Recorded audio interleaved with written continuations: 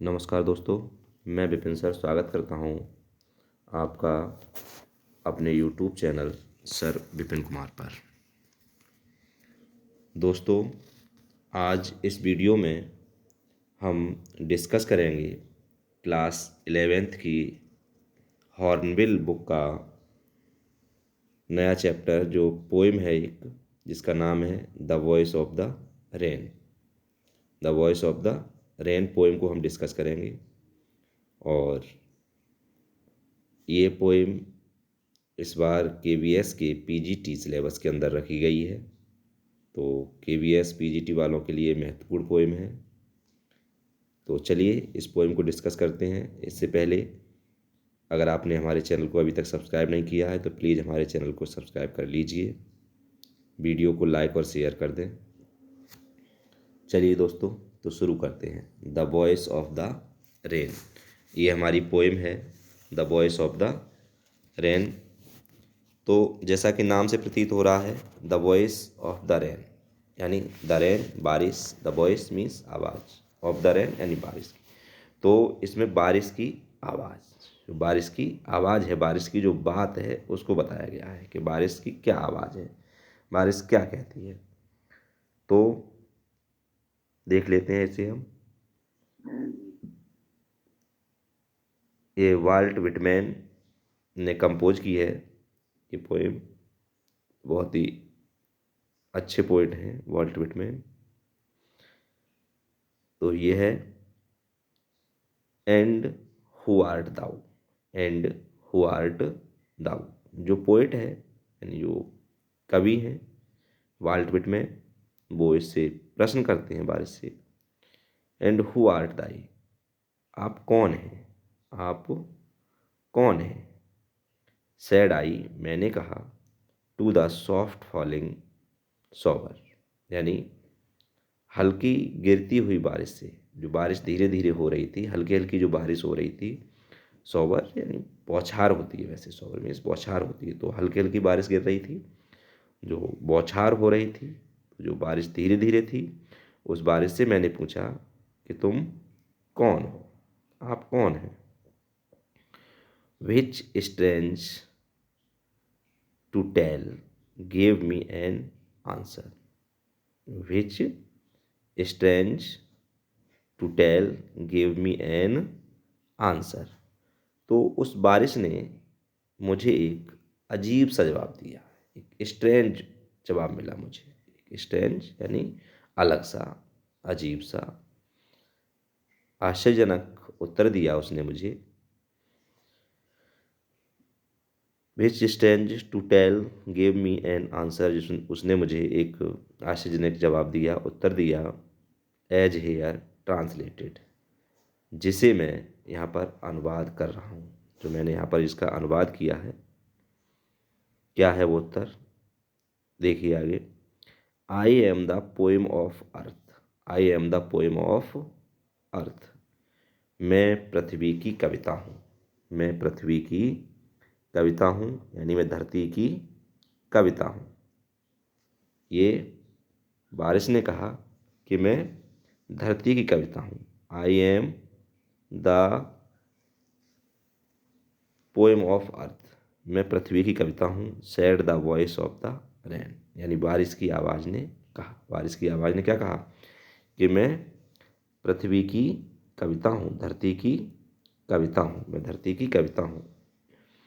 Eternal I rise impalpable out of the land and the bottomless sea, यानी eternal यानी आंतरिक रूप से, आंतरिक रूप से। आई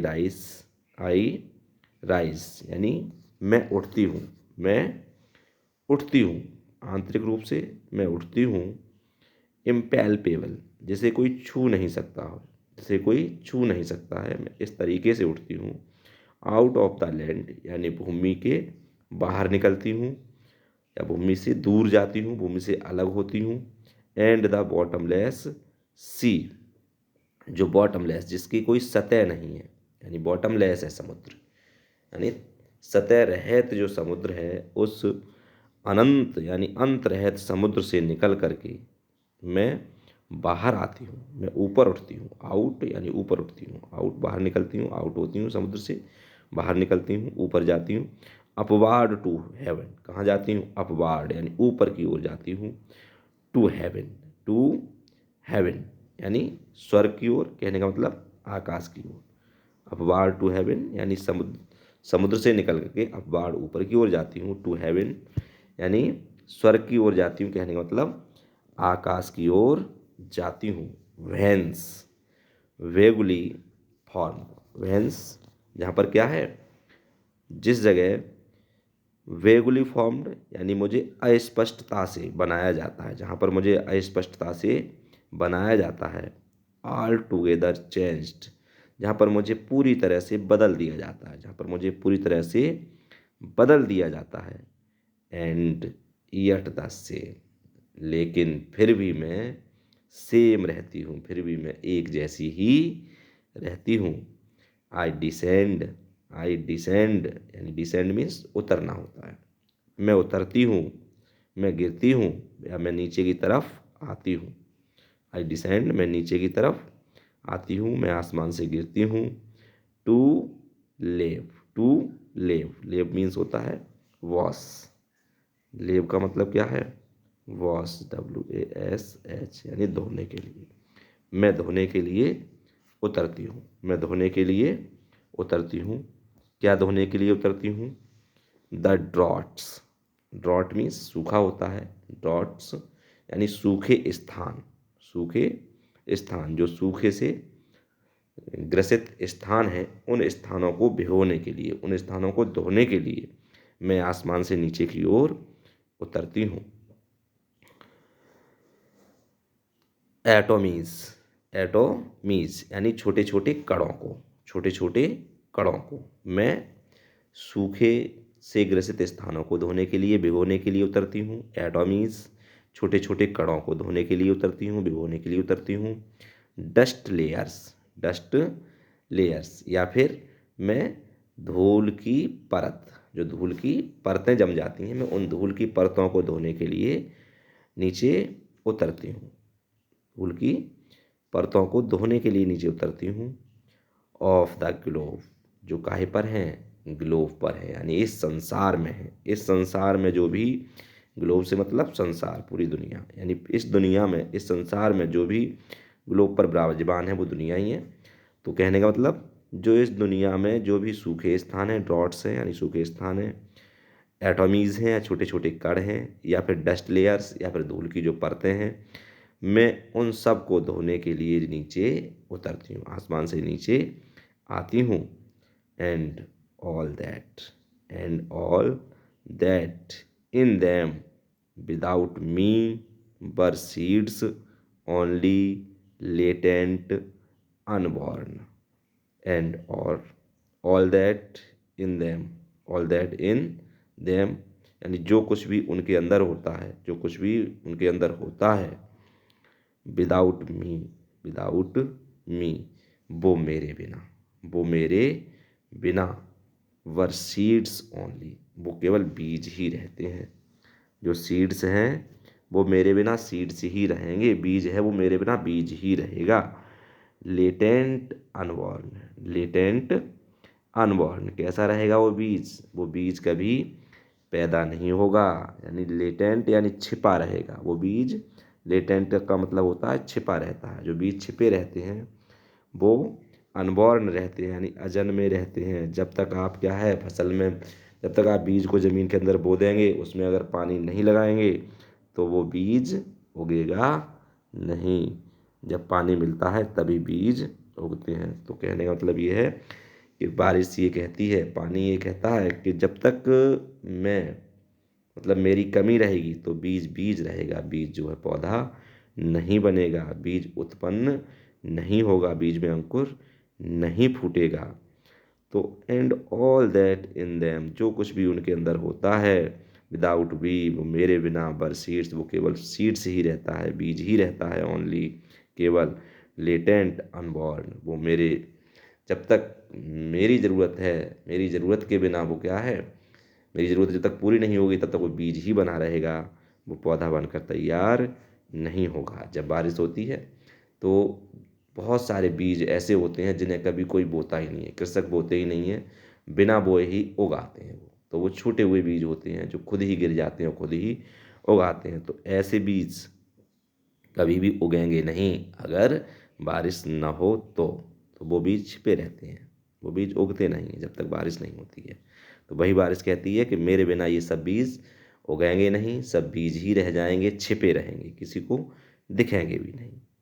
and for ever, and for ever by day and night I give back life to my own origin. देखिए, and for ever, और हमेशा, और हमेशा, फॉर एवर हमेशा, बाई डे एंड नाइट, दिन और रात, दिन और रात, दिन और रात, मैं हमेशा ही दिन और रात I give back life to my own origin. मैं क्या देती हूँ, मैं जिंदगी वापस देती हूँ। गिव बैक लाइफ, मैं गिव देती हूँ, बैक वापस, लाइफ जीवन, टू माई ओन ओरिजिन, अपने खुद उत्पत्ति स्थान को, या खुद अपने को उत्पन्न करने वाले को, कहने का मतलब पृथ्वी को। मैं पृथ्वी को जीवन देती हूँ, मैं पृथ्वी से ही उत्पन्न होती हूँ और पृथ्वी को मैं जीवन भी देती हूँ। मैं अपने उत्पत्ति स्थान को मैं जीवन देती हूँ। कैसे? बहुत सारी हरियाली, बहुत सारे बीज जो बारिश से ही होते हैं, जो बारिश के बिना कभी नहीं होते हैं। तो हरियाली, हरा भरा बनाना किसका काम है? बारिश का काम है।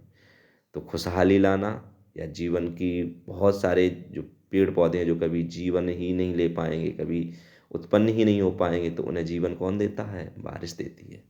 तो वही बारिश कह रही है कि एंड फॉर एवर, और हमेशा ही, बाई डे एंड नाइट, दिन और रात, आई गिव बैक लाइफ, मैं वापस जीवन प्रदान करती हूँ, टू माई ओन ओरिजिन, अपने ही उत्पत्ति स्थान को, या अपने ही उत्पत्ति देने वाले को, यानी पृथ्वी को। And make pure and beautify it, and make pure, और मैं क्या करती हूँ? Make pure and make pure, मैं पवित्र बनाती हूँ, और मैं पवित्र बनाती हूँ, एंड ब्यूटिफाई इट, और मैं इसे सुंदर भी बनाती हूँ। किसे? पृथ्वी को। मैं पृथ्वी को सुंदर भी बनाती हूँ और पृथ्वी को प्योर यानी पवित्र भी बनाती हूँ, शुद्ध भी बनाती हूँ। For song issuing from its birthplace after fulfillment wandering। तो बारिश क्या कहती है? फॉर सॉन्ग, क्योंकि क्या है? गाना है। फॉर सॉन्ग यानी गाने के लिए, बारिश की आवाज़ के लिए। बारिश की जो आवाज़ होती है वो एक गाना ही जैसी होती है, यानी कि बारिश जब होती है तो आवाज़ भिन्न भिन्न प्रकार की आवाज़ होती है। तेज़ बारिश होगी तो आवाज़ तेज़ होने लगेगी, धीमी बारिश होगी तो हल्की आवाज़ हो रही होगी, और तेज़ होगी तो और तेज़ आवाज़ होने लगेगी। तो वही बारिश की जो आवाज़ है, वही बारिश की जो आवाज़ है, इश्यूइंग, वो क्या करती है? वो निकलती है फ्रॉम इट्स बर्थ प्लेस, अपने जन्म स्थान से, जहाँ पर उसका जन्म, जहाँ से वो पैदा होती है, वहाँ से वो बारिश की आवाज़ निकलती है। आफ्टर फुलफिलमेंट, और वो क्या करती है? यानी पूर्ति करती है। बाहर आकर वो सभी चीज़ों, मतलब सभी के जीवन की पूर्ति करती है, यानी पानी की पूर्ति करती है बारिश। और वांडरिंग यानी चारों ओर घूमती फिरती है, घूम घूम कर सबकी, मतलब पानी की पूर्ति करती है सबके लिए। और रैक्ड क्या होती है? रैक्ड और अनरैक्ड, रैक्ड और अनरैक्ड, यानी उन सभी का ध्यान रखती है जिन्हें क्या है? जिन पर ध्यान रखा गया होता है उनका भी। रैक्ड यानी जिन पर ध्यान रखा गया जाता, जिनका ध्यान रखा जाता है उनका भी। अनरैक्ड जिनका ध्यान नहीं रखा जाता है उनका भी। बारिश सबका ध्यान रखती है। और duly with love returns, duly with love returns, और बारिश क्या करती है? सबका ध्यान रखती है, और बारिश जहाँ से उत्पन्न होती है उसी स्थान को खुशहाली प्रदान करती है, यानी खुशहाली वापस देती है, प्यार वापस देती है। यानी जो भी पृथ्वी से जब बारिश निकलती है, तो बारिश निकलने के बाद जब पृथ्वी पे बारिश वापस आती है आसमान से, तो वो क्या करती है, अपनी पृथ्वी को प्यार प्रदान करती है, पृथ्वी को प्यार बांटती है, जीवन बांटती है, खुशहाली बांटती है। तो इस तरह से वॉइस अपनी आवाज़ के द्वारा बताती है कि मैं ये सब करती हूँ, मैं पृथ्वी से ही निकलती हूँ और पृथ्वी में ही वापस आ जाती हूँ, लेकिन मैं कितने ही नए जीवन को उत्पन्न कर देती हूँ, बाहर घूमकर, बाहर रहकर। तो इस वीडियो में मेरे साथ बने रहने के लिए बहुत बहुत धन्यवाद दोस्तों। चैनल को सब्सक्राइब कर लीजिए, और कैसा लगा आपको वीडियो तो कमेंट करके ज़रूर बताएं। बहुत बहुत धन्यवाद दोस्तों।